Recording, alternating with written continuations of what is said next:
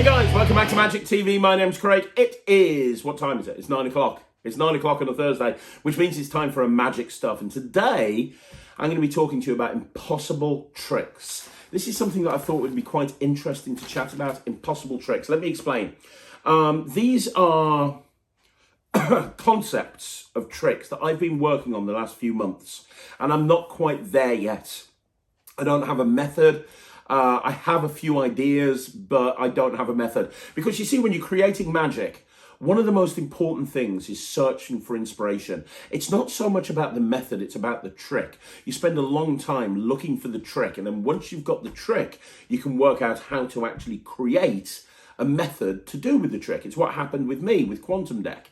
When I had the idea for what I wanted to achieve, it was then putting the method together. But it was the original idea of getting the trick, the concept that I wanted to achieve, that was the hard part, right? And it's the same with anything I've ever done. I remember with Gossip, it was like, right, okay, I want to do a version of the baby gag, but I want it to be close up. And I don't want to just do a force using a digital force bag or using, cards and writing celebrity names on it. I want it to be as close as possible to real magic, and then Gossip is what I came up with. And I'm constantly working on things. I'm constantly working ideas. I just can't stop thinking. So I'm always thinking of something else and a different routine and a different idea and a different concept. And there's 5 particular things that I'm working on. I've been working on these for a few months, and I haven't got a method for it yet.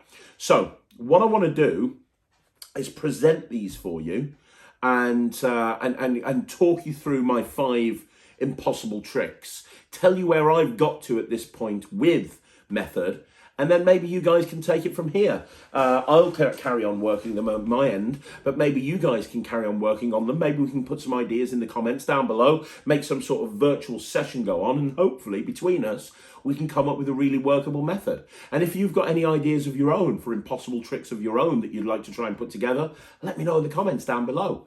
That would be awesome. That's what I'm trying to achieve here. So let's have a look at my 5 impossible tricks that I can't really come up with a good method for yet. Okay, so the first thing, I've been working on this for about a year, and I'm still no further along. I'm a little bit further along, but not really. And it's basically a card in envelope. And what I want to try and achieve here is to show a pay envelope, right? To show a pay envelope, and have a deck of cards, and have somebody take a card without looking at it and put it into an envelope, and then sign the back of the envelope. Then I want to have that put down on the table so they can see it the whole time. You then have somebody else name a card, and they name a card, and then you take the envelope back, you open it, they see there's only one card in there, they take it out, they turn it over, and it's their card. I love that concept. I love the idea of isolating a card from a deck in a envelope and having somebody else name a card and it matches. I think that's so magical. I really do. And having them sign the envelope, and that was the parameters. Now, when you're creating any trick, there's certain trade-offs, and there's going to be trade-offs with every trick. But one thing that I want to have happen is I want that card to be in that envelope for real. I want the card to be in the envelope. I want to have the envelope signed. I want the spectator to feel like they've got a free choice, and then I want to have that. I don't want to switch envelopes is what I'm trying to say. I don't want to have my original thought, which I thought for like 0.2 seconds, was to have a bank of like 52 envelopes and to do some sort of switch, but I don't want to have that. I want that to be the envelope, hence why I've got the signature on the back. Now, I'll tell you where I'm at with this. And I'm not happy with the method, but it is a method, but it's not a particularly great method.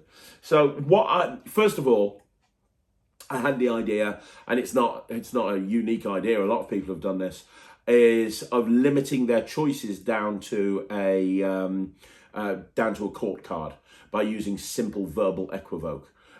So you say to somebody, hey, do you want to remove the pictures or the number cards? Oh, I'm going to remove the number cards. Great, that leaves us with the picture card, and name a picture card. So if they name a picture card, if you verbally force them into a picture card, well, then you've only got 12 cards to deal with, right? So now we've gone down from 52 cards to 12 cards. My other idea on this was to have double-ended cards. Excuse me. So you've got double-ended cards In one envelope, so you could have a bank of 6 cards, which would cover every card they name. So you could have a bank of 6 envelopes. So if you had 6 envelopes and you had like a Jack of clubs and spades in one envelope, a Jack of hearts and diamonds in another envelope, Jack of Queen of clubs and hearts, so on and so forth, then you've got 6 envelopes which cover every single card that they can possibly name, right? So my idea for this was to have a stack of envelopes. So you bring out a stack of envelopes. So not just one envelope, but a stack of them, right? And you take off the top envelope. So you just take the top one's normal, and then you have your bank of 6, and then you have the others. So you take off your the normal envelope, and you spread the deck out, and you have them pick a card and put it in there and sign it, and so on and so forth. By the way, the other thing is, I forgot to mention, there is a small round magnet in the center of that envelope. So inside the envelope, there's a small flat 0.2 mil magnet, and there's a magnet in the 6 envelopes here that contain queens and kings and jacks, right? So you've got a small magnet there, you've got a small magnet in all 6 of these. So how this would work is you've got a stack of envelopes, you take one off, you have them take a card, they take a card, you take that card back, and you just openly, or they can put it in there, they put it inside the envelope, and then they sign the envelope, okay? And you leave it there in the spectator's hand. You then go through the verbal force with somebody over here, and you say, would you like to remove the pictures or the numbers? I'd like to remove the numbers. Brilliant. So that leaves the picture cards. Name a picture card. Let's say they name the King of Clubs. Now, you know the order of these cards, so you can just thumb count very, very easily. You thumb count, and you've just got these envelopes still in play, yeah? You've still got these envelopes here. They're naturally being held. You bought out a stack of envelopes. They could have had a rubber band around it. And as you're talking and you say, would you like to change your mind? Are you happy with that card? Yeah, I'm happy. You just literally cut the envelopes nonchalantly. You're just cutting the envelopes so that the envelope with the correct... So if they name the King of Clubs, for example, the envelope with the King of Clubs, King of Spades is here, okay? And then you get a little finger break underneath it. And you take this envelope back, and you literally hold it by the flap, and you bring it over to here for a second. And at that point, when you bring it over here, it will connect, okay? So you hold it face down, and you can have it so the magnet is on the other side, not on the signature side. So you can pick it up, and you can say, now this has been here signed the whole time, is that right? Yes. Now it connects, the 2 magnets will connect, and it will cause those 2 envelopes to stick together. But holding it up here, you won't be able to tell. Holding by the side of the envelopes, you won't be able to tell. So you've got it up here, and you can still see the signature on it. Now you've got 2 envelopes held together with a magnet in the middle. You can show that envelope completely cleanly to everybody. You take the envelope and you say, there's your signature. It's been here the whole time. Let's just take the card out that you put in there. You'll be able to show that it's the only card in there because you're taking it out from the other envelope. As long as you just, the flap, when it opens, will hide the fact that there's two envelopes stuck together, so that you can say that there is only one card in there. You tip it out, you just put that on top of the stack of envelopes, and you put that in your pocket, out of sight, out of mind, and you say, what was your card again? And you turn it over, and you just hide the pip at the bottom, so you're showing the correct king. That's it. That's the trick. That's where I've got, and it's okay. It's pretty good. It's not bad. I'd perform here, but I think that there's something missing. Do you know what I mean? I think there's something missing, and I don't know what. I like the idea of limiting it to picture cards. I also like the idea of using double-ended cards. That's good. I quite like both of those ideas. I think that works.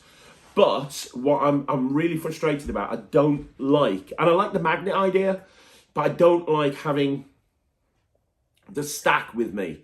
That's a trade-off I don't really want. And I kind of understand it's like an open index, so I get why I've got it in place, and it is justified.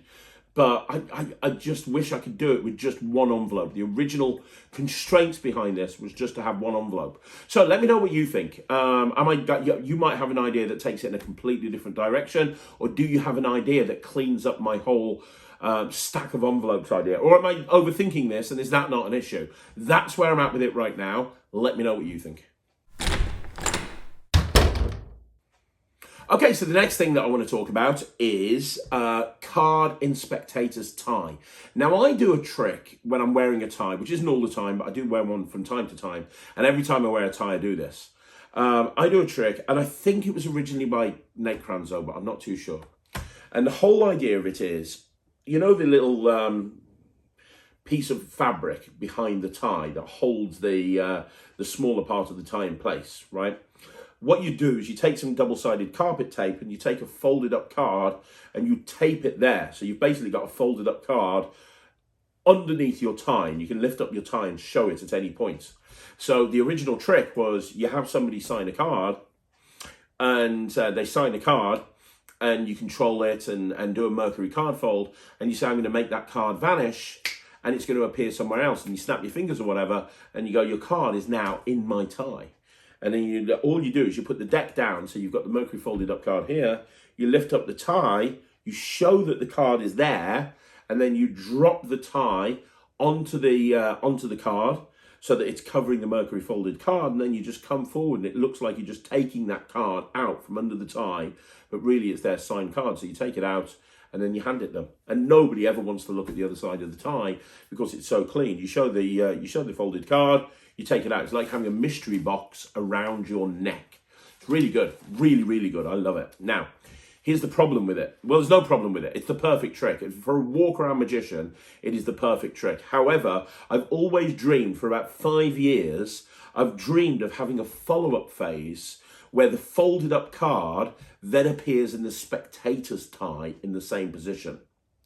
I thought that would be really cool, right? Because it just adds an extra phase to it. You know, it then becomes a little bit like card in the box. Look, I'm going to make your card disappear. Where is it? It's underneath the tie. Oh my gosh, isn't that amazing? Look, I just think it'd be great for it then to go into the spectator's tie. Now, I'll show you where I'm at with it, but it's not good. It's not good. I'm after years of working on this, I still haven't got anywhere with it. But can you imagine going to a corporate gig and everyone's wearing a tie and you're wearing a tie and you do this thing and everyone reacts and then you go, well, it's now in your tie, and you lift up their tie and you show it there. I think that gets such a good reaction. So the way that I thought of doing it is having a folded up card with a piece of carpet tape on it, super sticky double-sided tape that you've got finger palmed in your right hand, okay? You could have it in your pocket and bring it out and get into finger palm in your right hand. And then starting off with a coin routine. So you've also got a coin in your left hand, and starting off by doing a coin production from the spectator's tie. So you say to the person on the side, hello sir, can I borrow that off you? What? Look here. And you grab their tie with your right hand, sticking the playing card to the other side of their tie as your left hand comes over and drags the coin out from underneath the tie. So that's your opening thing, and then you can do a little flurry or whatever you want to do with the coin, finishing with the jumbo coin production, and that's your quick opening thing. Then you go into whatever you want to go into, and that will stick to the spectator's tie and just stay there. And the time misdirection between making the coin disappear and making the card disappear, they'll kind of forget. And even if they don't forget, you can go, remember the coin was under your tie earlier on? Look at this. So now you've got the card, and the first time it appears underneath your tie, then you openly fold it back up again. You do the vanish. Okay, so the card is vanished, and you say, well, it's back underneath my tie, and you go, well, actually, it's not underneath my tie, it's underneath your tie. And then what you do with the card in finger palm here, you grab the tie, and you show that other card is there, and then you come over and you slide it off like you did with your own tie. And if you just show it, they'll see the card, but it won't be underneath a piece of fabric. I don't think that's a problem. You show the thing, you pull it off, and they can openly see you pulling it off this time. And then you just do a shuttle pass, and you hand them the card, and now it's their signed card. Now it's the signed card that jumped from there. And because you've got a card there the whole time, you can even have it jump to your tie a couple of times. So you can say, look, it's here. Look, that's your card. Let me vanish it. Look, did you see it go back? Look, it's here again. Isn't that amazing? I'll do it one last time. Look, it's gone. This time it hasn't gone here. It's gone here. Boom. Pull it off. Job done. Nice idea. The only problem with it is, I don't think I'd written in the original sort of vision for this, it was underneath the tab on the spectator's tie, not just stuck to the tie. And maybe I'm overthinking it, but I don't like working things in the real world until I'm exactly where I want to be with it. And I really want that to be the case. And it's not. It's just stuck to the tie. And that's what's really killing me, to be perfectly honest. So that's the second one. Maybe you guys have got a solution to that. It's frustrating the hell out of me. How do I get a signed card to underneath a piece of material on the Spectator's tie? Okay, so the third idea that I've got here is a bit of a wacky one, and I've got no method for this. Nothing. I have a terrible method that just is terrible.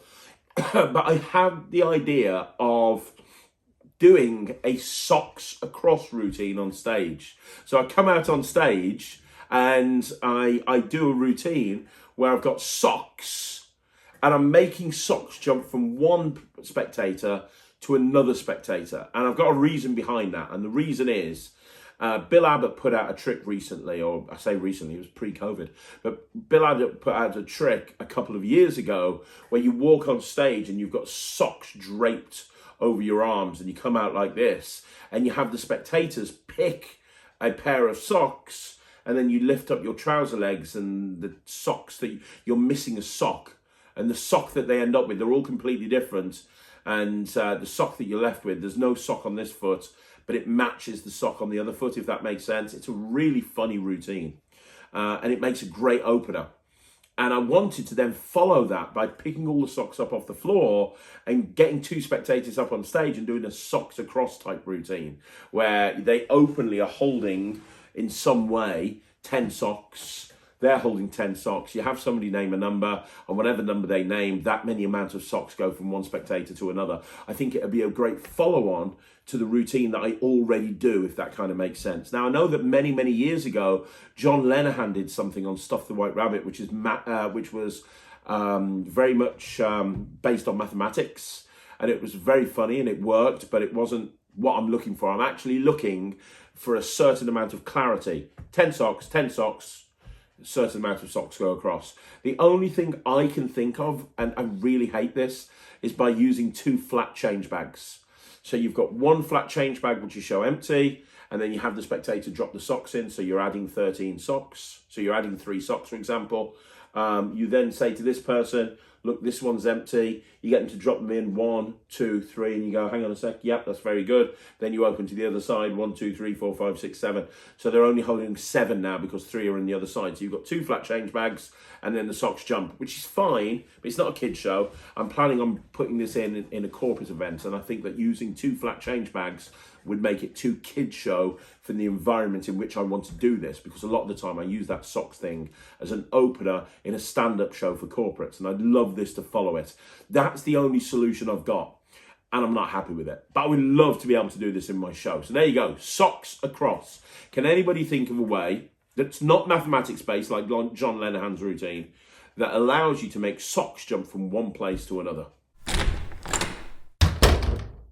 Okay, the next one is a really simple one, but it's something that I'm really struggling with. So one of my favorite David Roth routines of all time is his rainbow routine, his pot of gold at the end of the rainbow. If you haven't seen it, he's got this big rainbow type thing. It's like this big plastic acrylic rainbow, which he puts down on the table. And then he has a whole bunch of $half, and he just touches the $half to the different parts of the rainbow, and as they do, they change color to match the parts of the rainbow that he's touching. It's a beautiful routine. I mean, it's a beautiful, beautiful routine. It really is. And like a lot of David's stuff, that's kind of more of a showpiece type of magic. It's very impractical for where I perform. Very practical for when David was here, but very impractical for where I perform. I wanted a way of doing it that doesn't require a close-up pad or doesn't require sitting down in front of the spectators. So there's no lapping, there's no impasses, there's no nothing like that. I still want to keep the routine similar, so including the final production, because when David does it, he picks up the rainbow and there's a pot of gold. It's a beautiful routine. And I've done that with some of David's routines. You know, some of you might have seen my version of his portable hole. Portable hole is a beautiful routine. I re-routined it and do it a lot. I eliminated all of the lapping. Now I do it stand up, and it's great. And I know that people like Sean McCree have done that as well. So I know it can be done. And I've got all of the props that I need to be able to perform this routine of David's, including the coloured $half and the rainbow, and I've had it all made, and the little pot and gold. I've had it all made. It looks beautiful. But I just can't think of a way of actually taking David's original routine and making it so that I'm able to do all of the changes in the routine without the lapping and the constant going into the laps or the savants. I want to be able to do it either walk around. I mean, in my ideal world, I'd like to do it walk around. So you give somebody a rainbow to hold on to, you give somebody else coins, one at a time, the coins are changing, you're giving them back to the person, and then at the end you make a pot of gold appear. In an ideal world, it's a walk around piece, but at a bare minimum, I'd like to be able to perform it standing up on a surface. Okay, and the final one that I want to talk about is a coin and tab transposition. Now, I was speaking to somebody about this the other day, and they said that they think that Jay Sankey has got something on one of his projects, which I've never seen, but I'm trying to find out. So if you know if Jay's done something like this, please let me know so I can go and reference that. But I would love to do a trick that's kind of pretty much impromptu, where you take a can, you snap the tab off the can, you get a signed coin, you ask them what they want you to put into the can, you drop it in, they hold on to it, you can hear it. Let's say they put the tab in the can, they can hear the tab in there. You then take the coin, signed coin, you squeeze it, it turns into the tab, and then when they tip the tab out, there's actually a coin in there instead. So it's kind of a transposition between a coin and a tab. And there's a couple of reasons why I want to do this. First of all, anybody who's been watching this channel for any amount of time will know I love Sinful by Wayne Houchin, performed by Chris Angel. It's one of my favourite go-to impromptu tricks. If you don't know what it is, it's the whole idea of having a can, sealed can, taking a coin, shoving it into the can. Your hands are empty, they can hear it in there, and you open it, you tip out the liquid, and then inside is the coin. I thought, and it's a signed coin. Beautiful routine. I thought it'd be really good to then take that coin out, snap the tab off, and go into this as a follow-up routine. Now, the only way that I've got with this so far, and this is not the way I want to go with this, is having an extra tab and taking the coin, dropping the coin, having an extra, start again. Having an extra coin, the tab was way back in the development of this. Having an extra coin that I've signed, but make it a double-headed coin that I've signed on both sides. I've initialed it on both sides, okay? So I've got a double-headed coin. I asked them if they want the tab or the coin, and you just use simple equivoke. Which one would you like me to use? The tab. Okay, we'll drop the tab in the can.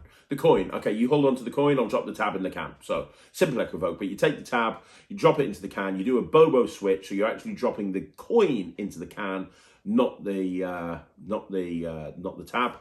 You then give the can for somebody to hold on to. They hold on to it, they can shake it, they hear it in there. You then take the coin and you say, watch the coin, I'm going to turn it into the tab. You do another Bobo switch, you squeeze, it turns into the tab. You give them the tab, and then you say, hold your hand out, and you say, I'll hold my hand out, tip the tab. Hang on a minute, the tab was there, the tab was in here.